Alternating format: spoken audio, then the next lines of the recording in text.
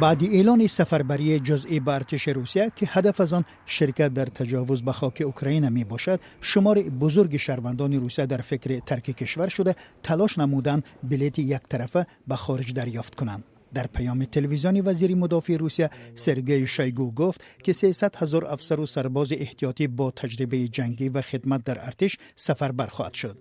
در پی نشر این خبر نرخ بلیط پرواز از روسیه به خارج این کشور به طور بی سابقه بلند شد، زیرا مردم خوف داشته است که به زودی مرزها پر بسته شده سفربری جزئی به سفربری عمومی تبدیل خواهد شد.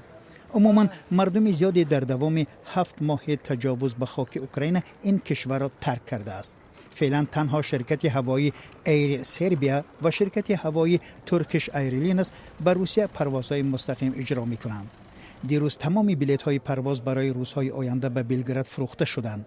نرخ بلیط پرواز از مسکو به استانبول و دبی تا 9200 یورو بالا رفته است. به نوشته کاربران در شبکه‌های اجتماعی وضعیت در راه آهن هم همین گونه است. حتی بعضی‌ها نوشتند که به مسافران اجازت ندادند که به گرجستان عبور کنند.